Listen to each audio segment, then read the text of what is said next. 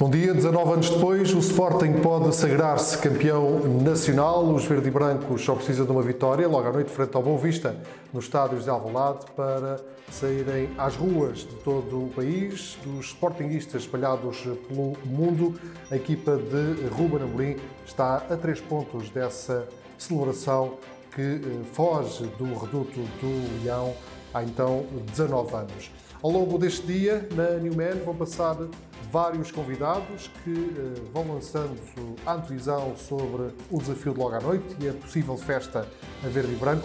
Começamos por Paulo Cintrão, ele que foi durante 5 temporadas o assessor do futebol do Sporting Clube de Portugal, esteve diariamente na academia, acompanhou de muito perto a chegada de Ruben Amorim ao Sporting e todo o crescimento desta equipa que hoje se pode sagrar campeã nacional. Bom dia, obrigado pela tua disponibilidade. Paulo Cintrão, que foi durante 5 anos o assessor para o futebol do Sporting Clube de Portugal, acompanhou de muito perto o arranque desta temporada e grande parte também do trabalho que foi sendo desenvolvido por Ruben Amorim, também desde a época passada. Paulo, a minha pergunta é, dentro do grupo, dentro do universo Sporting, alguém esperaria chegar a este dia com a hipótese de celebrar o título ao fim de 19 anos? Bom dia. A avaliar pelas perspectivas externas no início do campeonato, o Sporting seria quarto, quinto ou sexto. Falava-se de muita coisa, de um Benfica que ia jogar o triplo, de um Benfica que tinha feito um investimento de 100 milhões que partia na frente na casa das apostas, no Futebol Clube do Porto forte em defesa do título, no Sporting de Braga ultra reforçado e, portanto, o Sporting ficaria sempre abaixo destes três competidores, vamos chamar assim, equiparando na altura as pessoas do Sporting, eventualmente ao Vitória de Guimarães. Aqui o problema é que, para essas pessoas que pensavam assim, óbvio, é que nunca pensaram que aquele grupo estaria tão unido como esteve ao longo de toda a temporada.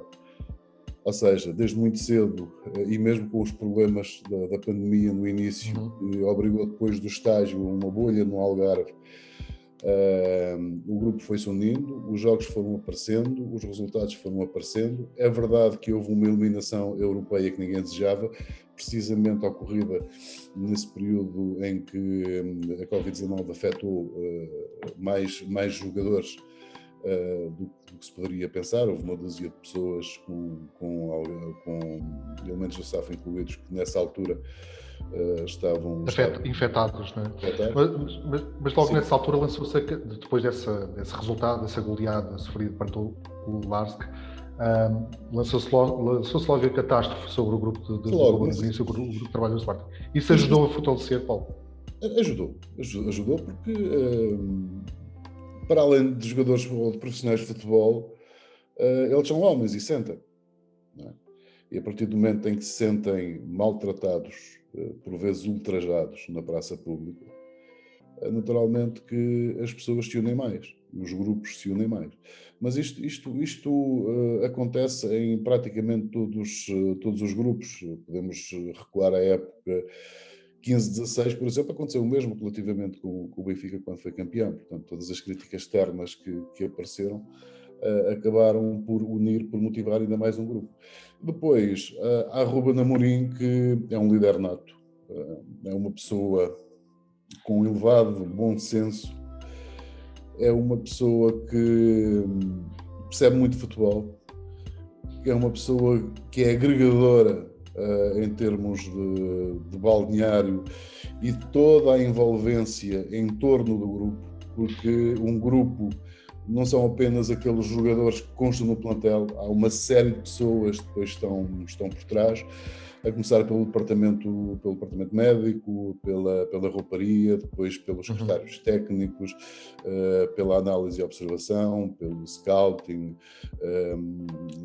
pelas pessoas que dão apoio direto aos atletas e às suas famílias, também pelas pessoas da comunicação que trabalhavam mais na academia. Portanto, o Ruben Amorim teve arte e engenho para unir, digamos assim, toda esta gente em torno de um objetivo.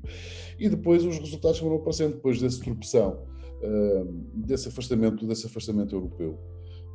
Que foi um rude golpe para toda a gente. Internamente foi muito sentido aquele tombo, digamos assim. Embora as pessoas, ou algumas fações,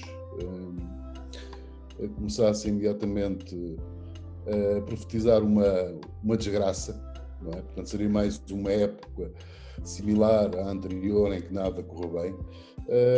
Enganaram-se, porque a equipa foi ganhando. E depois, ao longo do campeonato, eu acho que há 3 jogos que marcam a diferença. O primeiro, na minha ótica, e pela forma como as coisas foram vividas internamente, em 2 deles eu estive. Estou-me a recordar do Famalicão 2, Sporting 2, em que há aquela grande penalidade sobre o João Mário. Toda a gente percebeu que havia ali uma grande penalidade. Depois há o golo anulado ao Sebastião de Coates, em que eu, muito honestamente, tenho dificuldade em perceber como é que o árbitro, em 15 segundos, tomou uma decisão indo ao vídeo-árbitro, quando depois há outros planos que indicam que o Coates é que é empurrado, daí o contacto com o guarda-redes. Pronto, mas não vamos aqui entrar em questões técnicas. O que interessa é o resultado final e a célebre frase do Ruben Amorim: onde vêm, vão todos. E que ficou. E tornou-se final. Essa frase ficou e foi um fator de agregação do Sporting. Esse foi o primeiro grande exemplo de liderança e de agregação que o Ruben Amorim passou para o exterior, porque aquilo pegou. Depois, na Madeira, se bem te lembras, há um jogo adiado com o Nacional da Madeira devido a condições climatéricas. A viagem foi complicada, houve de vir para Porto Santo, depois houve todos uns contactos com a Liga. Pronto. A verdade é que no dia seguinte, mesmo sob uma chuva impiedosa, lá estava toda a equipa na choupana para se apresentar a jogo. Depois foi o que se viu, não é? Não havia condições, o vento empurrava a bola para qualquer sítio. O Manuel Oliveira a fazer os testes, não era o Manuel Oliveira o árbitro, era o Manuel Mota. Portanto, não havia condições. A verdade é que a equipa entrou 24 horas depois em campo, e num campo extremamente difícil, muito pesado. Deu mais um exemplo de vontade de crença. E nesse dia houve quem dissesse que uma equipa que ganha um jogo naquelas condições está preparada para ganhar tudo até ao fim. Esse foi o segundo momento a que eu assisti. Outro momento já assisti de fora foi a vitória em Braga, que foi épica. Ou seja, uma expulsão muito cedo do Gonçalo Inácio agregou toda a equipa. A equipa foi intransponível, digamos assim. E depois, o Barcelos também, por exemplo. O Barcelos com o Coates. Mas eu estou aqui a falar mais sobre a forma como tudo aquilo mexeu com as pessoas. E sobretudo esses 2 momentos a que eu assisti, o momento Famalicão, o momento nacional, eu acho que foram extremamente importantes para a agregação do grupo e para a agregação dos adeptos em torno da equipa. Por se bem te lembras, não são muito distantes no tempo episódios em que tudo servia para dizer mal do Sporting, inclusivamente o facto do Bruno Fernandes ter o nome na braçadeira. Certo. Não é? Até isso servia. E o que acontece, hoje em dia o Coates tem o nome dele na braçadeira, ninguém fala nisso. E, portanto, diluíram-se uma série de questões que estariam a atrasar alguma afirmação do Sporting. Depois, há todo um conjunto de situações que foram analisadas ao longo dos tempos, porque o Sporting tinha mais tempo para treinar, é verdade, que os outros estavam a jogar 3 em 3 dias, é verdade, mas há uma coisa que muito poucos falaram. Dos chamados 3 grandes, o Sporting era aquele que tinha o grupo mais curto. Ou seja, em termos de soluções diretas para ataque com osso, tinha mais curto. E naturalmente que isso aconteceu porque, devido a essa precoce eliminação das competições europeias, os outros tinham plantéis, e têm plantéis, de 25, 26, 27 jogadores, o Sporting tem 22. Portanto, há alguma coisa que necessite, recruta na equipa B. E isto teve de ser feito assim, atendendo às expectativas da temporada. Depois há a eliminação da Taça de Portugal, que também ninguém queria que acontecesse. Foi uma infelicidade pelo caminho. Há a conquista da Taça da Liga, mais uma vez. E hoje uma vitória frente ao Boa Vista dá o título de campeão nacional ao Sporting. Portanto, isto é cíclico, ou seja, um clube gigante como o Sporting não podia estar mais tempo sem ganhar um título. E a verdade é que eu acho que foram criadas bases para cada vez mais o Sporting se apresentar a cada época como alguém a ter em conta no campeonato. Coisa que acontece esporadicamente, porque muito cedo a opinião pública, a crítica, diz que acabou, não há ou seja, que o Sporting é cronicamente para A ou para B, mas não para o Sporting. Portanto, este é o sentimento generalizado. A verdade também é que as pessoas que foram eleitas aprenderam, cometeram erros, como toda a gente comete. Eu também os cometi quando lá estive, como é óbvio, só que souberam aprender rapidamente. O Viana, neste processo, teve uma importância fundamental ao nível da composição do plantel, sempre de acordo com aquilo que o Ruben Amorim pretendia para a equipa, jogadores com estas características, alguns não encaixavam, mas não podiam lá ficar emprestados, não de jogar, para ver se mais tarde poderiam voltar ou não. Depois há o aproveitamento dos produtos da Academia Sporting, e a Academia Sporting é um autêntico viveiro de jogadores, como as pessoas sabem, ou seja, a Academia não está morta, muito pelo contrário, está viva e bem viva.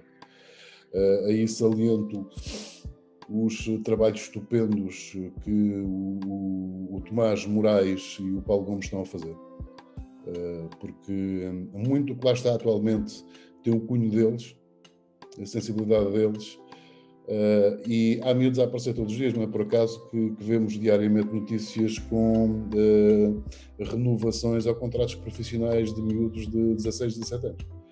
Portanto, o Sporting estará no bom caminho. Agora, é necessário não tirar o pé do acelerador, é necessário continuar a ter bom senso, porque sabemos que, conseguido este título, os adeptos farão naturalmente a festa, que é merecida, mas depois há aí uma nova época, com novas exigências, e essa nova exigência chama-se Champions.